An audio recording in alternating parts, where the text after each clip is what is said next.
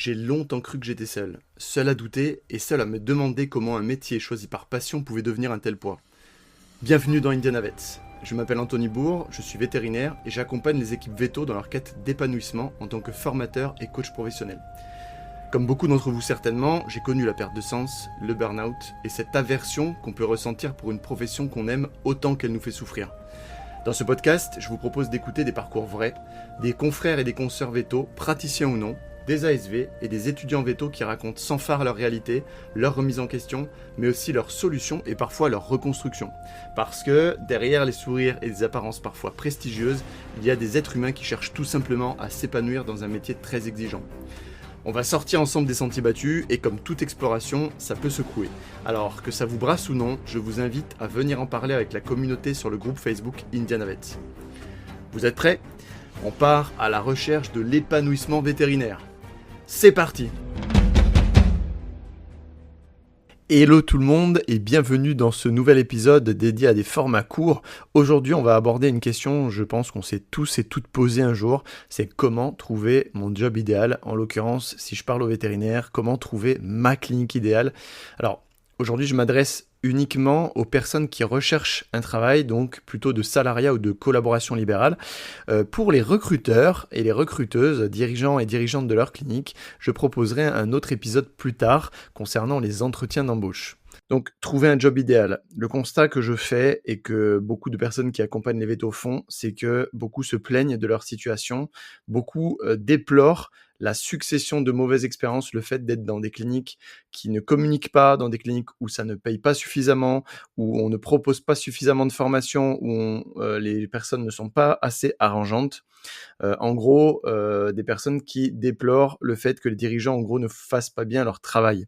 Le vrai problème, il est assez simple, c'est que ces personnes n'ont elles-mêmes pas fait le travail qu'elles devaient faire au départ. Un travail de recherche, un travail de réflexion qui permettent de préparer l'entretien d'embauche. Donc là, on est sur vraiment l'étape avant l'entretien. J'ai moi-même fait partie de ces personnes, très concrètement, parce que finalement, on n'y est absolument pas sensibilisé en école. Actuellement, il y a quand même des options. Alors voilà, c'est plus proposé à des groupes d'étudiants en optionnel qu'à toutes les promotions. Mais il y a des modules qui permettent de réfléchir à quel poste me serait le plus favorable, serait idéal pour moi, etc., etc. Et ça, c'est génial. Le problème, c'est que ça reste une poignée de personnes comparé à toute la population véto. La plupart des personnes, comme moi à l'époque, se contentent d'aller dans des structures parce qu'on y signale une très bonne ambiance, parce qu'on propose une bonne rémunération, là je le mets entre guillemets, bonne rémunération, significativement au-dessus de la convention collective, encore entre guillemets, avec une équipe humaine, une équipe qui est dans l'entraide, etc., etc. Ça, les postes de cliniques qui recherchent des salariés vétérinaires regorgent de ces phrases toutes faites. Et le problème, c'est qu'on ne réfléchit pas en amont à aller plus loin que ces mots génériques. Dites-vous bien une chose, c'est que personne ne dit les uns crachent sur les autres, personne ne dit tout le monde a la boule au ventre en venant le matin. Voilà. Évidemment que personne ne va dire ça. En gros, tout le monde va vous dire l'ambiance est bonne, il fait bon travailler chez nous, il y a plein de choses à faire autour, etc., etc. Mais le truc, c'est d'aller non seulement déjà réfléchir, aller chercher en nous ce dont on a besoin dans ces petits mots-clés, donc je le décrirai juste après, et aussi évidemment réfléchir à quelles questions on va pouvoir poser au recruteur ou à la recruteuse pour aller plus loin. Ce que je vous propose là, c'est vraiment de réfléchir à quelle préparation faire en amont pour vous donner toutes les chances de trouver la structure idéale pour vous. On va commencer par le commencement. Déjà, on va parler des horaires. Vous l'avez peut-être vu, alors là je m'adresse aux jeunes vétos pendant les stages, vous avez peut-être senti que certains rythmes vous convenaient mieux que d'autres à travers vos stages. C'est à ça que servent les stages, mine de rien, on n'y pense pas, mais peut-être que travailler à temps plein, pour vous c'est l'éclate, peut-être que ça l'est moins, peut-être que vous avez besoin d'un temps partiel, peut-être que vous avez besoin au début de beaucoup d'activités parce que vous voulez apprendre et clairement ça ne vous pose aucun problème en termes de fatigue, peut-être que vous avez envie de faire des astreintes, peut-être que pas du tout. En gros, écoutez-vous et écoutez un peu les réactions et le ressenti que vous avez pu avoir sur vos stages. Pour les vétérinaires qui ont déjà pratiqué, tenez compte de vos expériences passées et réfléchissez vraiment à quel rythme vous convient le mieux et à quels horaires vous conviennent le mieux. Clairement, les gens qui ont des enfants, peut-être que ça les arrangera de finir à 18h. Peut-être que ce sera une condition sine qua non. Peut-être que le fait de ne pas faire d'astreinte sera une condition sine qua non. Peut-être que d'autres personnes voudront faire des journées continues. Peut-être que certains voudront travailler 3 jours par semaine, 4 jours par semaine. Voilà, il y a une infinité de possibilités. Donc, je vous invite déjà à réfléchir à ça. Ensuite, l'ambiance. On recherche tous une bonne ambiance au travail. Je pense que ça, c'est une certitude. Donc maintenant, allons un petit peu plus loin que ça, parce que clairement, beaucoup, comme j'ai dit, beaucoup de cliniques vont proposer une bonne ambiance, vont dire que voilà, l'équipe est super, soudée, dans l'entraide. Allez chercher un petit peu plus loin. C'est-à-dire que on entend tous une définition différente quand il s'agit de bonne ambiance, quand il s'agit d'entraide, quand il s'agit d'équipe, de soutien, et cetera. Donc, par exemple, dans bonne ambiance, pour vous, c'est quoi une bonne ambiance? Je vous invite vraiment à vous poser cette question. Pour vous, c'est quoi, une clinique où il y a de l'entraide?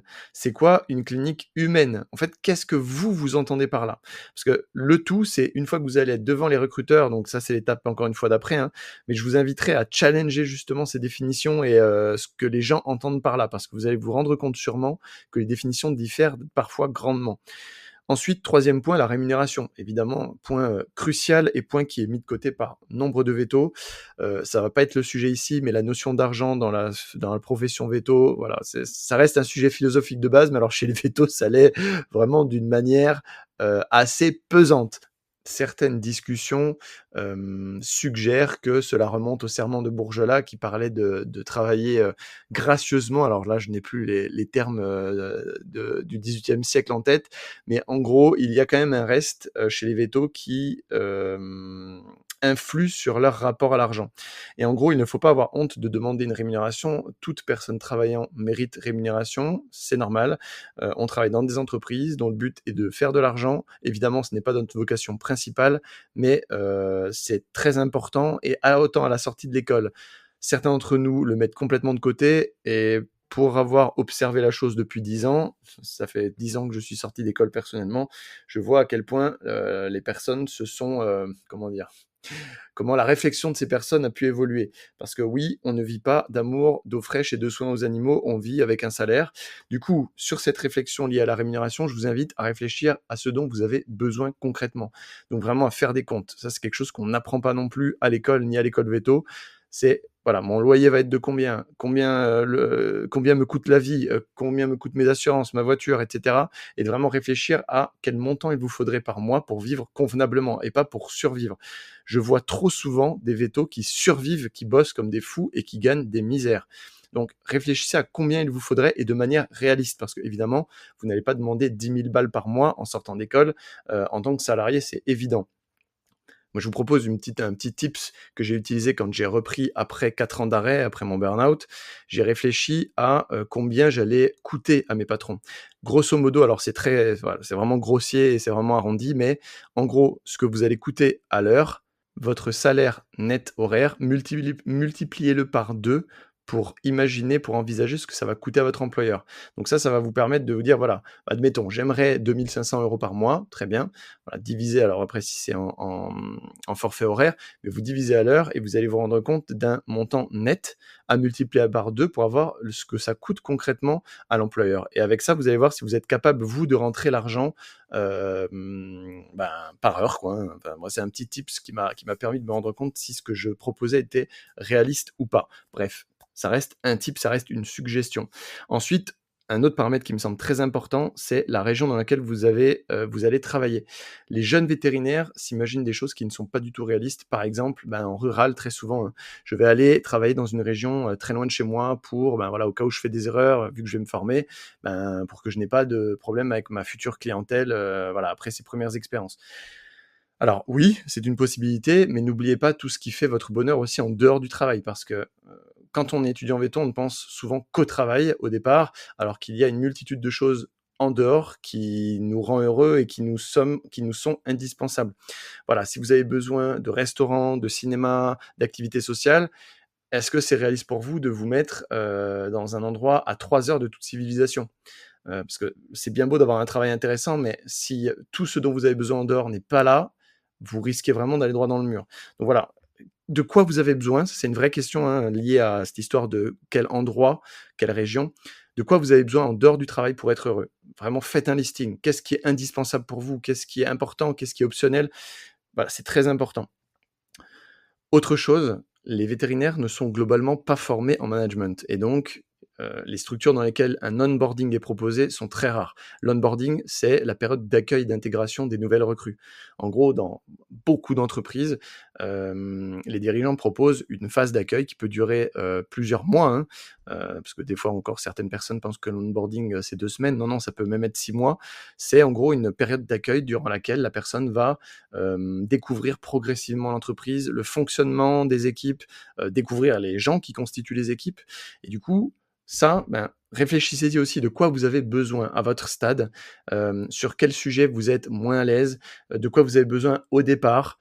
Par exemple, c'est d'avoir des consultations de 30 minutes. Par exemple, comprendre là où sont les choses, comprendre comment la facturation est réalisée, comprendre comment les gens fonctionnent, parce que d'une clinique à l'autre, ça peut vraiment grandement changer.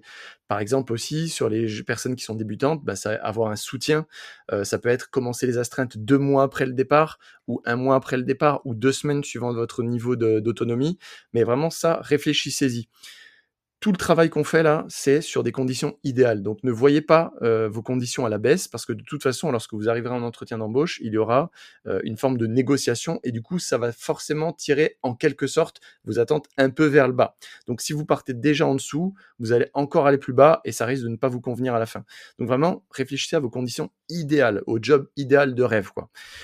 Grosso modo, dans tout ce qu'on vient de voir, là, dans tous les points de travail, moi, je vous invite à faire des colonnes. Donc, colonne non négociable, colonne importante, colonne optionnelle. Par exemple, je prends mon cas personnel, hein. Quand j'ai repris après mes 4 ans d'arrêt, pour moi, faire des astreintes, c'était inconcevable. Je savais que c'est quelque chose qui me pourrissait la vie, ce qui n'est pas du tout le cas de tout le monde, hein. J'ai beaucoup de confrères et de consoeurs qui prennent du plaisir à s'occuper de leur clientèle, certaines nuits et certains week-ends. Mais moi, pour moi, c'était une condition sine qua non. Donc ça, je l'ai mis dans la colonne non négociable. C'est-à-dire qu'une clinique qui fait des astreintes, pour moi, c'était hors de question, c'était pas possible, je ne les contactais pas. Pareil, voilà, d'autres paramètres, mettez-les dans la colonne importante et d'autres dans la colonne optionnelle. Ça va vous aider à préparer l'entretien d'embauche, savoir ce que vous pouvez négocier et ce que vous ne voulez pas négocier. Une fois que vous aurez fait tout ce travail de préparation, et vous voyez, ça reste un vrai travail, donc je vous invite à prendre le temps de vous poser toutes ces questions. Vous pouvez évidemment à ce moment-là rechercher des cliniques et vous verrez, ce sera beaucoup plus simple pour vous parce que vous allez faire le tri très rapidement par rapport aux critères que vous aurez sélectionnés, à ce qui est important pour vous. Souvenez-vous bien, le travail sur les colonnes, je ne l'ai pas dit au tout début de l'exercice de préparation, mais les quelques colonnes, les 3 colonnes là, ça vous permet de ranger vos critères de non négociables à optionnels. Voilà, j'espère que cette suggestion de préparation vous aidera.